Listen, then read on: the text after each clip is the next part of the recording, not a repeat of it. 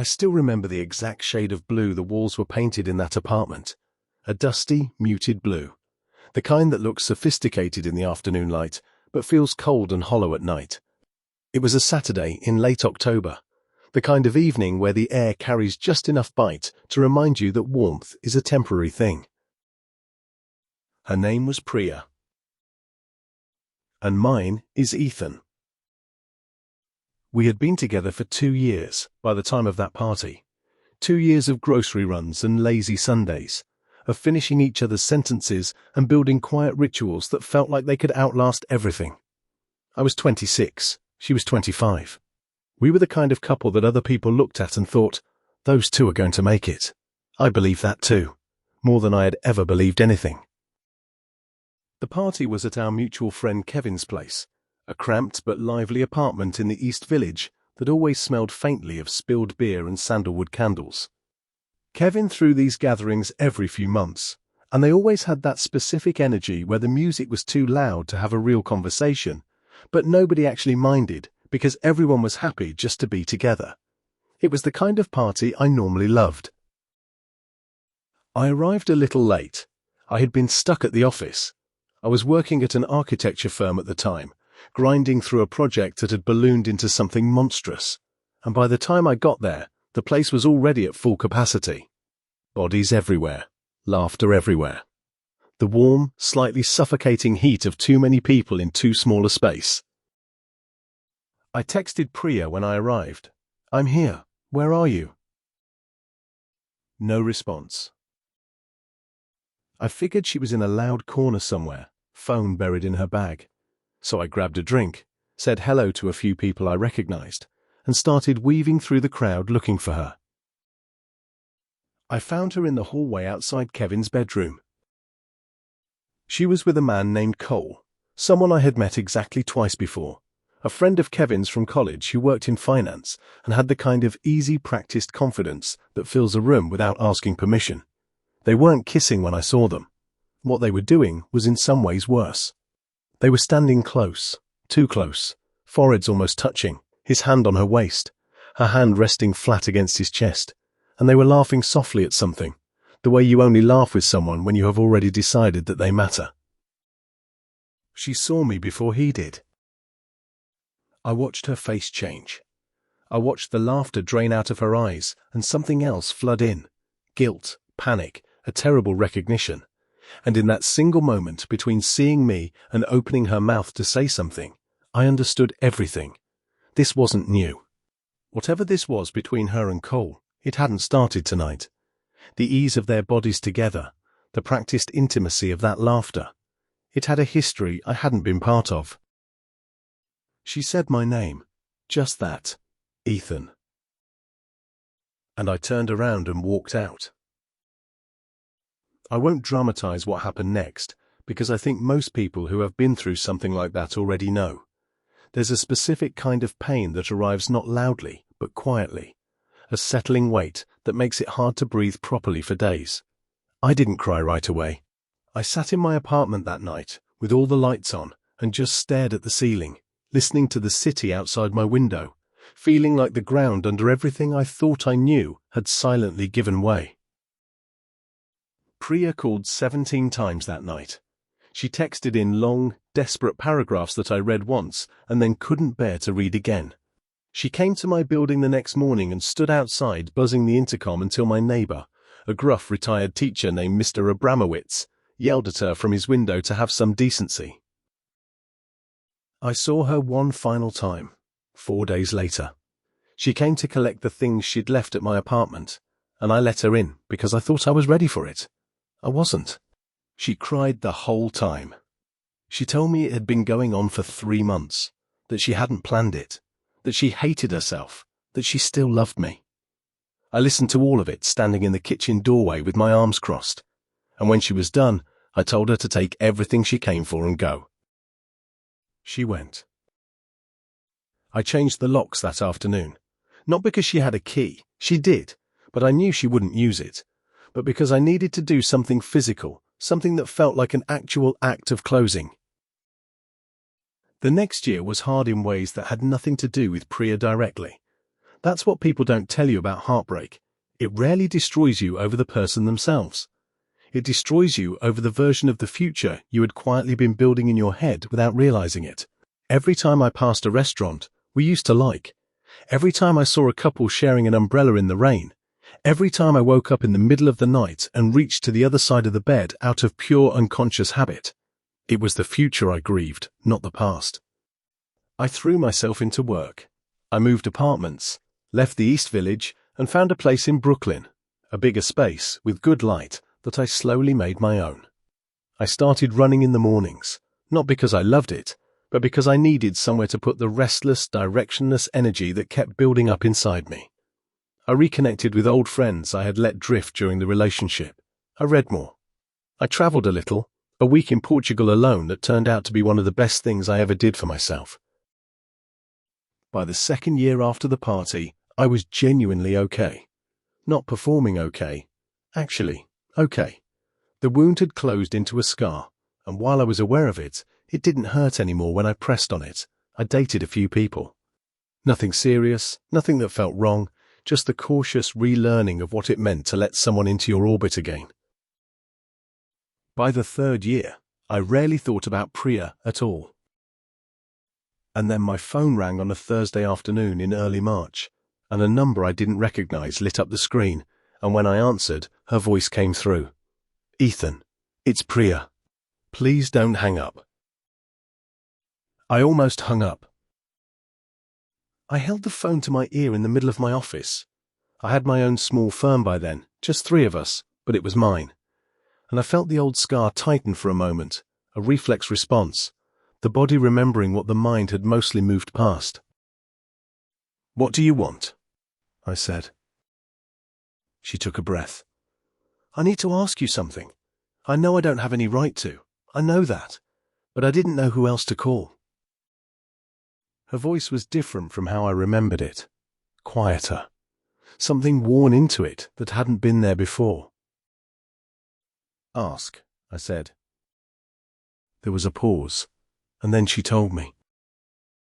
Her mother, Anita, a woman I had known and genuinely liked during our time together, had been diagnosed with early-onset Alzheimer's 2 years prior. Priya had moved back to New Jersey to be closer to her, had taken on the primary role of caregiver while still working remotely as a medical illustrator. It had been, by her account, the hardest 2 years of her life. But that wasn't the shocking part. The shocking part was what came next. Anita, in her clearer moments, had become fixated on something. A wish. She kept asking about me, kept asking Priya whether Ethan was okay, whether Priya and Ethan were still together, whether she would ever see Ethan again. She had apparently always loved me, had told Priya more than once when we were dating that she thought I was good for her daughter in ways she couldn't quite articulate. And now, in the fractured, tender logic of a mind fighting its own dissolution, she had latched onto the idea that she wanted to see me one more time. "She thinks about you," Priya said. "A lot. And I know how this sounds. I know I have no right to ask you anything, but she's getting worse. And there are days when she's still herself, fully herself, and she keeps asking for you. And I just thought maybe if you were willing." She stopped. I could hear her trying to hold herself together on the other end of the line. "You want me to come see her?" I said. "Yes." The silence between us then was enormous, 3 years long in a way. I stood at my office window looking out at the Brooklyn street below, at the ordinary Thursday afternoon happening down there, and I tried to figure out what I felt. What I felt, I realized, was not what I expected. I wasn't angry. I had braced for anger, that protective, clarifying kind that would make this simple, but it didn't come. What came instead was something sadder and more complicated. Anita had done nothing to me. Anita had been warm and funny and kind during every single interaction I'd ever had with her, and the image of her in a bedroom somewhere in New Jersey, confused and frightened, asking for someone she remembered caring about, that image didn't care about what her daughter had done to me. "Okay," I said, "I'll come." I drove out on a Sunday, 2 weeks later. Priya had been clear that she didn't expect anything from the visit beyond what it was, a kindness extended to her mother. She had offered to meet me at the end of the street so I wouldn't have to navigate to the house alone, and I had said yes to that simply because I didn't want to walk in cold. She was standing at the corner when I pulled up, and the first thing I noticed was how much she had changed. Not in a dramatic way. She was still recognizably herself, still had that particular quality of stillness she always carried. But she looked tired in a deep, settled way, and her hair was shorter, and she was dressed practically in jeans and a worn grey sweater rather than the carefully put-together outfits I remembered. She looked like someone who had stopped having the energy to perform anything. We stood on the sidewalk for a moment, just looking at each other. "Thank you for coming," she said. "How is she today?" "A good day," Priya said. "She knows where she is. She knew what day it was this morning. She's been asking about you since yesterday." A pause. "I told her you were coming. I hope that was okay." It was okay. We walked to the house. Anita was in the living room when we came in, sitting in an armchair near the window with a cup of tea, cooling on the side table beside her. She was smaller than I remembered. Or maybe she had always been this size, and I had somehow carried a bigger version of her in my memory. Her hair had gone fully white. Her hands, resting in her lap, looked fragile in a way that made my chest ache. But her eyes, when she looked up and saw me, her eyes were completely clear. "Ethan," she said, and her whole face opened up. "There you are." I sat with her for 2 hours. We talked about everything and nothing, about the neighborhood she'd grown up in, about a trip she'd taken to Kerala as a young woman, about a recipe for tamarind rice she'd been trying to remember for weeks, and suddenly, mid-conversation, recalled perfectly. She asked me about my work, and I told her about the firm, and she listened with the attentive, genuine interest that had always made her wonderful to talk to. She didn't ask about Priya and me. Maybe she understood, in whatever way was available to her, that it wasn't something to ask about. Or maybe she simply didn't need to. She'd gotten what she wanted, which was this, an afternoon with someone she cared about, when the world was still making sense. When I got up to leave, she held my hand for a moment and looked at me with those clear eyes and said, "You're a good boy, Ethan. You always were." I made it to my car before I had to sit with my head down for a few minutes. Priya walked me out. We stood in the driveway, in the thin March light, and I could feel that something had shifted. Not dramatically, not the way it shifts in movies, but in the quiet way that real things shift when two people who once knew each other deeply are suddenly standing close again after a long time. "How long's it been like this?" I asked. 2 years, she said. "It moves faster than the doctors initially thought. There are weeks that are better, weeks that are worse. Last month was hard." "Do you have help? People to come in?" "Some. I'm figuring it out." I looked at her. "Are you okay?" She made a small sound that was half laugh, half something else entirely. "Honestly? No. But I'm managing." She paused. "I know that's not your problem. I didn't ask you here so that you would—" "I know," I said. "I know why you asked me here." We stood there for another moment. The silence wasn't uncomfortable, which surprised me. "I think about what I did," she said quietly. "Not every day anymore. But a lot. I know you don't need me to say that. I know it doesn't change anything. I just want you to know that I know what I did, and I'm sorry. I've been sorry for 3 years, and I'll probably be sorry for the rest of my life." I had imagined this conversation before, in the abstract, had rehearsed, in those early months, what I would say if she ever apologized. The scripts I'd written in my head had been various: cold, devastating, dignified. Every version involved me emerging somehow elevated, unbothered, clearly okay. Standing there in the driveway, I didn't feel any of those things. I just felt tired of carrying it. "I know you're sorry," I said. "I believed you when you said it 3 years ago. I just wasn't ready to do anything with that then. And now? She asked. Now I think life's too short to hold things at arm's length forever, I said. Not just with you, with everything. She nodded slowly. The afternoon light was changing, going that particular shade of amber that only happens in early spring, and she looked, I don't know how to say this without it sounding sentimental, she looked like someone standing on the edge of something uncertain and trying hard to be brave about it. Can I ask you something? She said. You already asked me something impossible and I showed up, I said. Go ahead. A real smile this time, the first one, quick and small but real. Would you, I don't know how to phrase this without it sounding like more than I mean it to be, but would you be okay with coming back sometime? Not for me, for her. She has good days and bad days, and today was a good day, partly because of you, I think. She paused. You don't have to. I know that's a lot to ask after everything. I thought about Anita's hand holding mine. You're a good boy, Ethan. You always were. Yeah, I said. I'll come back. I came back the following month, and the month after that. What happened between Priya and me over the course of those visits was not the stuff of grand romantic reconciliation. Life is rarely that clean. What happened was slower and more human than that. It was two people cautiously relearning how to be in the same room, finding that the friendship underneath the relationship had not fully dissolved even when everything else had, allowing trust to be rebuilt incrementally rather than all at once. We were careful with each other in the beginning.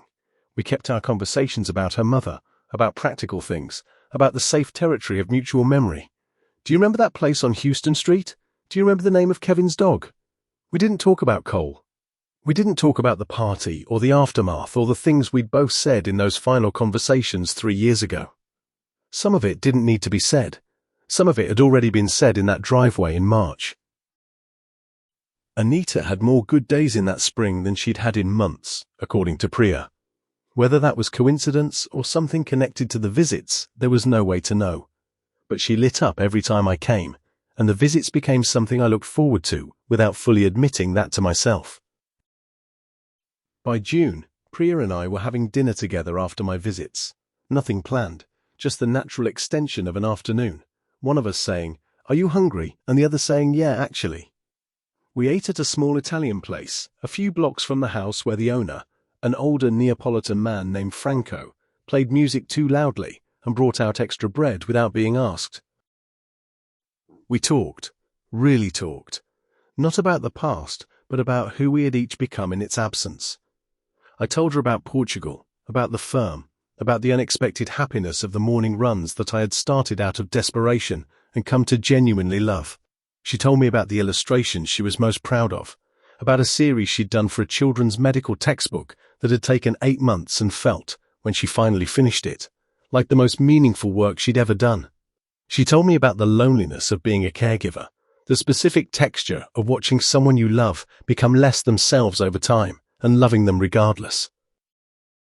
She told me things she said she hadn't told anyone else, and I believed her, because I knew how she kept things, had always known that she carried more than she showed, that the surface of her was never quite the whole story. I was not in love with her. I want to be clear about that, because this story is a true one and true stories require precision. I was not falling back into what we had been. Whatever feeling was quietly re-establishing itself between us was something different, less urgent, less naive, built on an honest acknowledgement of what had broken rather than a pretense that it hadn't. Whether that new thing would ever become something more, neither of us knew, and neither of us rushed it. What I knew, sitting across from her in Franco's noisy little restaurant on a warm June evening, watching her laugh at something I'd said with her whole face the way she always had, what I knew was that I was glad she had called. I was glad she had asked the impossible thing, and I had said yes. I was glad that I had driven out on that Sunday in March, instead of letting old wounds make the decision for me. Anita passed away in early August, 2 months later. She went in her sleep, which was a mercy. The last few weeks had been harder. More confusion, longer stretches of absence, days when she looked at Priya without recognition, and Priya sat with that look and didn't flinch, because she had learned how. I had visited the week before she died. Anita hadn't known who I was that day, had looked at me with the polite blankness of a stranger being introduced to someone they'd never met. But she had smiled at me, the way she smiled at everyone, warmly, openly, as if the world were generally good and people in particular were worth smiling at. I think that was just who she was, even at the end. I went to the funeral. Priya stood at the front of the small gathering and spoke about her mother with a steadiness that cost her something visible, and I sat in the second row and thought about all the small moments that make up a life. Tamarind rice recipes and afternoon tea in hands that hold on for a moment before letting go. Afterward, standing in the parking lot of the funeral home while the September light went long and gold, Priya found me. She didn't say anything for a moment. She just stood next to me, and I put my arm around her because it seemed like the right thing to do, and she leaned into it, and we stood there until the parking lot had mostly emptied. "Thank you," she said finally, "for all of it." "She was worth it," I said. "She always was." Priya pulled back enough to look at me, and her eyes were wet, but her expression was something I didn't have a word for, grateful and sad and something else, something that looked like the beginning of a question she wasn't ready to ask yet. That was okay. Some questions don't need answers right away. Some things need to grow in their own time, without being pushed. I had learned that the hard way, and then learned it again gently, which is maybe the only way any of us ever really learn anything important. I'm writing this down because I think there's something in it worth keeping. Not a lesson exactly. I'm suspicious of stories that resolve too neatly into lessons, because real life rarely does, but something. A reminder, maybe. Betrayal doesn't erase a person. It changes them in your eyes, and it changes the relationship, and some things you carry from it never fully go away. But people are more complicated than their worst moments. So are you. So am I. I don't know what Priya and I are now, or what we'll be. I know that we have dinner sometimes, and that the friendship between us is real and careful, and slowly becoming something I trust. I know that I drove out on a Sunday in March, because a woman I had once loved asked me to visit her dying mother, and that act of showing up, not for Priya, not for myself, but simply because it was the right thing to do, changed something in me that I hadn't known still needed changing. I know that Anita, in one of her last clear moments, held my hand and called me a good boy, and that I am still, quietly, trying to live up to that. And I know that if a phone rings someday and a voice comes through that you haven't heard in years, a voice attached to a wound you thought had healed, asking something impossible of you, it might be worth pausing before you hang up. Because sometimes the impossible ask is not a trap. Sometimes it's a door.